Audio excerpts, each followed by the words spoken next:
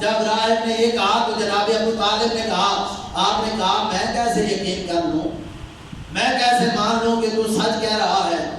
تو ٹھیک کہہ رہا ہے، سال بعد میرے گھر میں جو ہے وہ بیٹے کی ولادت ہوگی۔ تو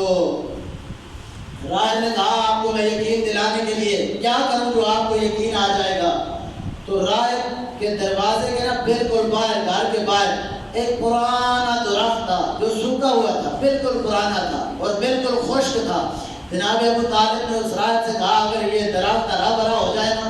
یہ درخت ہرا بھرا ہو جائے، اس کے ساتھ پھل لگ جائے، میں تیری بات کا یقین کر لوں گا۔ اب راہب اپنے دروازے سے نکلا، اس درخت کے پاس آیا، پاس آ کر راہب نے جو ہے وہ اپنی جھولی کو پھیلایا، پھیلا کر رب کی بارگاہ میں کیسے دعا کی اس راہب نے؟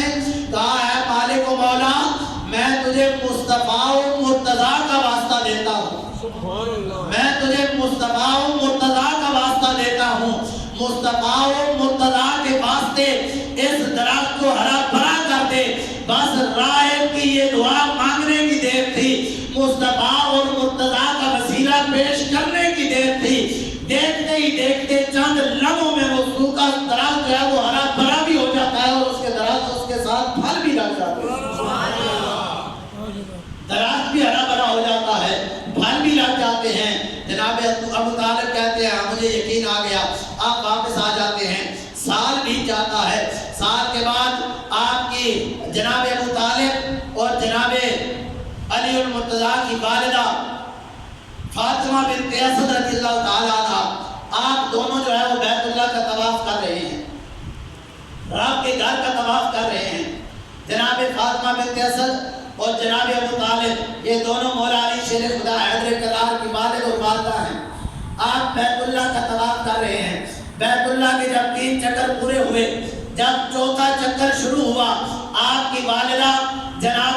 فاطمہ بنت اسد آپ کو جو ہے وہ درد محسوس ہوا، آپ نے خالق کائنات کی بارگاہ میں دعا فرمائی، اے رب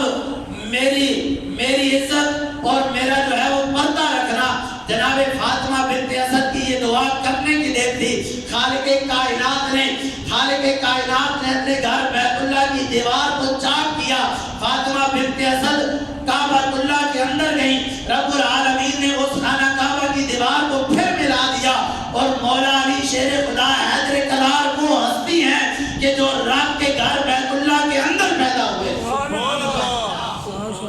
جن کی ولادت بیت اللہ کے اندر ہوئی ہے، جو کعبہ اللہ کے اندر پیدا ہوئے ہیں، اور 3 دن اور 3 راتیں فاطمہ بنت اسد اور مولا علی حیدر کرار جو ہے وہ رب کے گھر بیت اللہ میں موجود ہے۔ 3 دن اور 3 راتیں کعبہ اللہ کے اندر رہے۔ اب جب 3 دن اور 3 راتیں گزر گئیں، فاطمہ بنت اسد باہر آئیں، پھر کعبہ اللہ جو ہے وہ کھلا، کعبہ اللہ کھلا، آپ باہر آئیں، جناب ابو طالب باہر موجود تھے۔ کہا بیٹے کی ولادت ہوئی ہے، بیٹے کو جناب ابو طالب کو دیا، ابو طالب نے دیا، مولا علی شیر خدا کی آنکھیں بند ہیں، آنکھیں بند ہیں۔ فاطمہ بنت اسد کہتی ہیں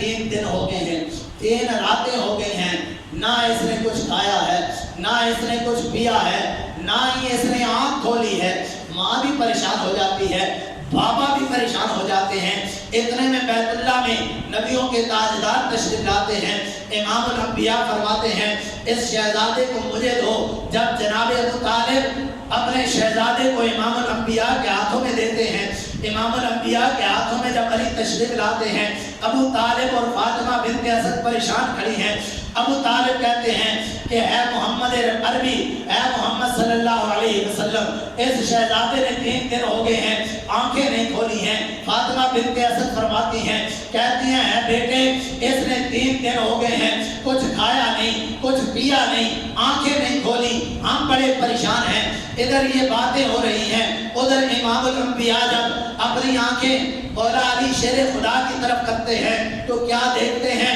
کہ علی آنکھیں کھول کے ٹکٹکی باندھ کے میرے اور تیرے نبی کی چہرے کا جو ہے وہ دیدار فرما رہے ہیں، ٹکٹکی باندھ کے۔ اور امام الانبیاء مسکرا پڑتے ہیں۔ امام الانبیاء کہتے ہیں دیکھو تو چچا اور چچی، دیکھو تو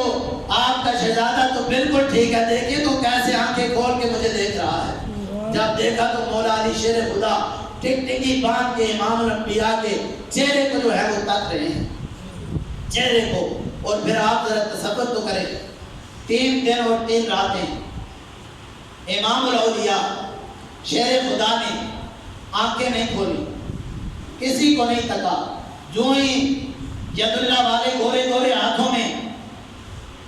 علی جاتے ہیں اور نبوت کی خوشبو جب سونگتے ہیں، 3 دن 3 راتیں گزری ہیں، 3 دن اور 3 راتیں جب نبوت کی خوشبو آتی ہے، ید اللہ والے گورے گورے ہاتھوں میں جاتے ہیں، تو پھر جب چہرہ بددعا سامنے آتا ہے اس وقت جو ہے وہ علی اپنی آنکھیں کھول